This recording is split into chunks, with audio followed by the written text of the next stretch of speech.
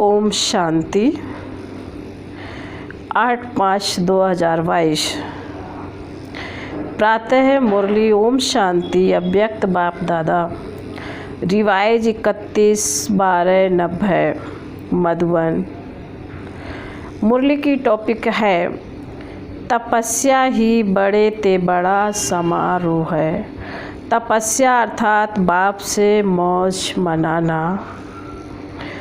आज बाप दादा चारों ओर के सर्व नई नॉलेज द्वारा हर समय नए जीवन, नई वृत्ति, नई दृष्टि, नई सृष्टि अनुभव करने वाले बच्चों को मोहब्बत की मुबारक दे रहे हैं।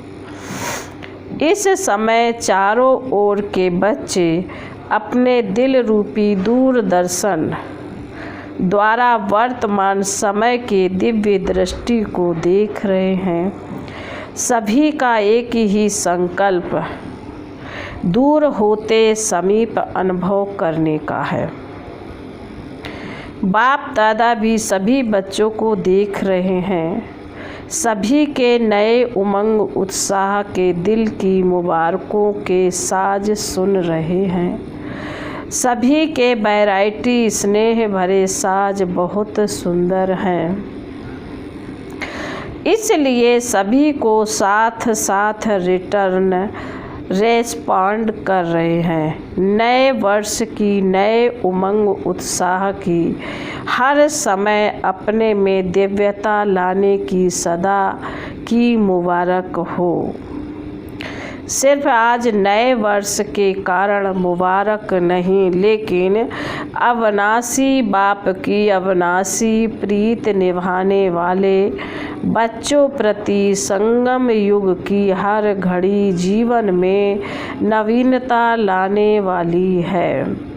इसलिए हर घड़ी अविनाशी बाप की अविनाशी मुबारकें हैं।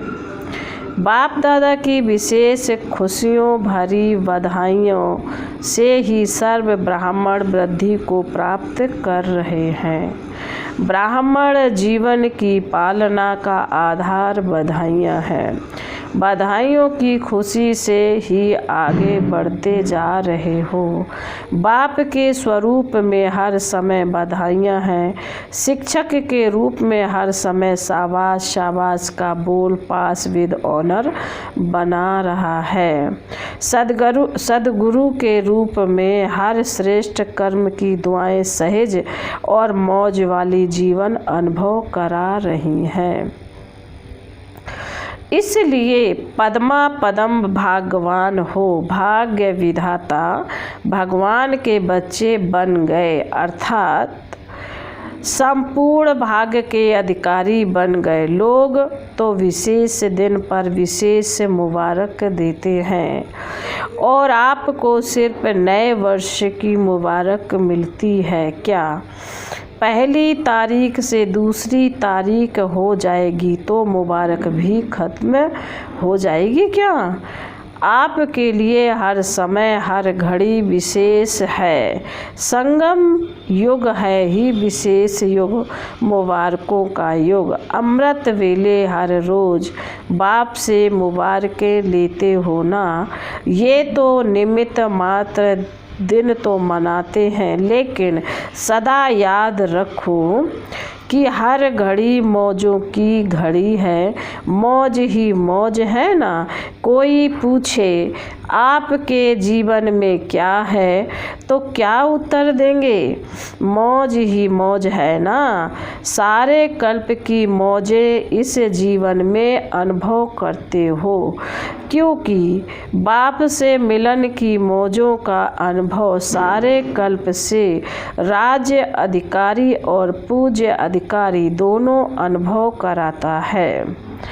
पूज्यपन की मौज और राज्य करने की मौज दोनों का नॉलेज अभी है, इसलिए मौज अब है। इस वर्ष क्या करेंगे?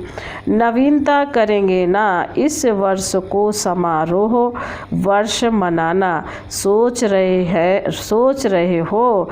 तपस्या करनी है या समारोह मनाना है? तपस्या ही बड़े ते बड़ा समारोह है, क्योंकि हठ योग तो करना नहीं है। तपस्या अर्थात बाप से मौज मनाना, मिलन की मौज, सर्व प्राप्तियों की मौज, समीपता के अनुभव की मौज, समान स्थिति की मौज। तो ये समारोह हुआ ना। सेवा के बड़े बड़े समारोह नहीं करेंगे, लेकिन तपस्या का वातावरण वाणी के समारोह से भी ज़्यादा आत्माओं को बाप की तरफ आकर्षित करेगा। तपस्या रूहानी चुंबक है जो आत्माओं को शांति और शक्ति के अनुभव का दूर से अनुभव होगा। तो अपने में क्या नवीनता लाएंगे? नवीनता ही सबको प्रिय लगती है ना। तो सदैव अपने को चेक करो कि आज के दिन मनसा अर्थात स्वयं के संकल्प शक्ति में क्या विशेषता लाई, और अन्य आत्माओं के प्रति मनसा सेवा अर्थात शुभ भावना, शुभ कामना के विधि द्वारा कितना बुद्धि को प्राप्त किया, अर्थात श्रेष्ठता की नवीनता क्या लाई। साथ साथ बोल में मधुरता, संतुष्टता, सरलता की नवीनता कितनी लाई। ब्राह्मण आत्माओं के बोल साधारण बोल नहीं होते हैं। बोल में इन तीनों बातों में से अपने को और अन्य आत्माओं को अनुभूति हो, इसको कहा जाएगा नवीनता। साथ में हर कर्म में नवीनता अर्थात हर कर्म स्व के प्रति व अन्य आत्माओं के प्रति प्राप्ति का अनुभव कराएगा।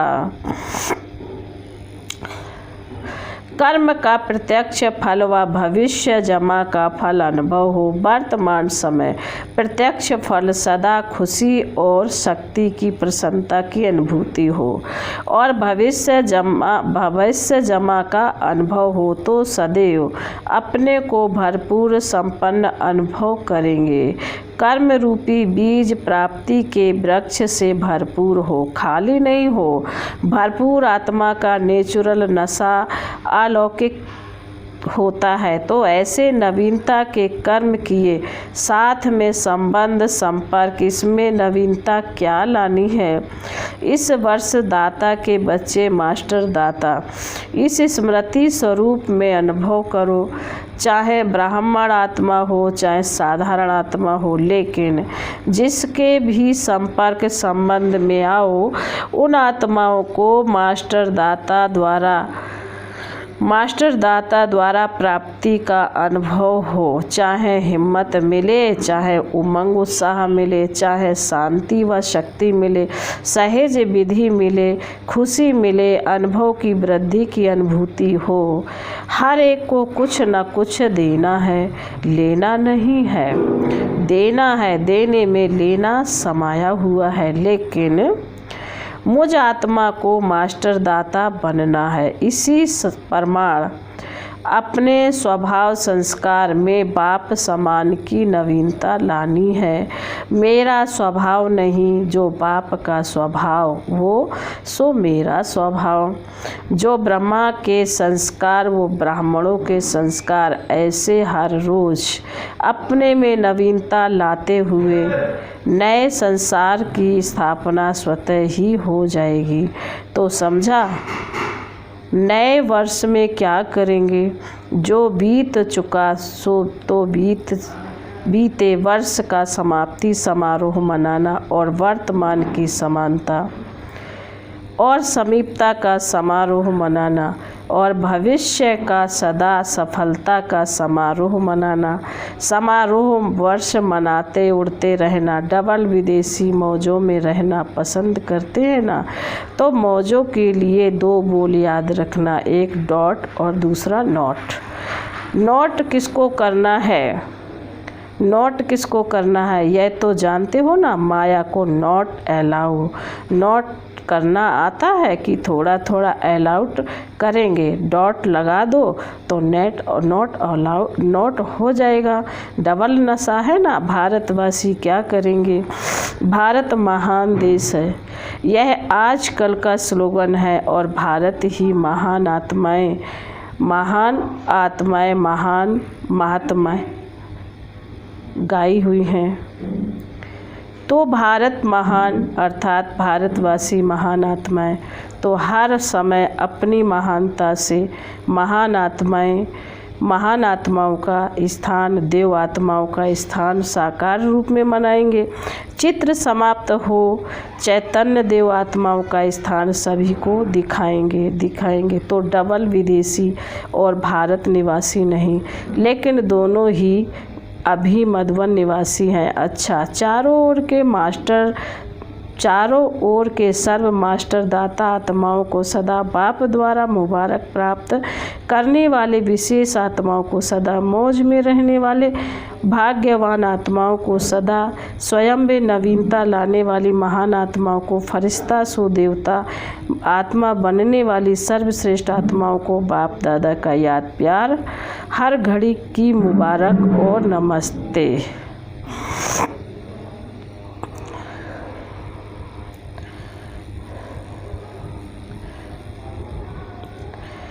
फिर बाबा ने वरदान में कहा है, शुद्ध संकल्प और श्रेष्ठ संग द्वारा हल्के बन खुशी की डांस करने वाले अलौकिक फरिश्ता भाव। आप ब्राह्मण बच्चों के लिए रोज की मुरली ही शुद्ध संकल्प है। कितने शुद्ध संकल्प बाप द्वारा रोज सवेरे सवेरे मिलते हैं। इन्हीं शुद्ध संकल्पों में बुद्धि को बिजी रखो और सदा बाप के संग में रहो तो हल्के बन खुशी में डांस करते रहेंगे। खुशी रहने का सहज साधन है। सदा हल्के रहो। शुद्ध संकल्प हैं और शुद्ध संकल्प हल्के हैं और व्यर्थ संकल्प भारी, इसलिए सदा शुद्ध संकल्पों में बिजी रहे। हल्के बनो और खुशी की डांस करते रहो, तब कहेंगे अलौकिक फरिश्ते। स्लोगन है, परमात्म प्यार की पालना स्वरूप है सहज योगी जीवन। परमात्म प्यार की पालना स्वरूप है सहज योगी जीवन। ओम शांति।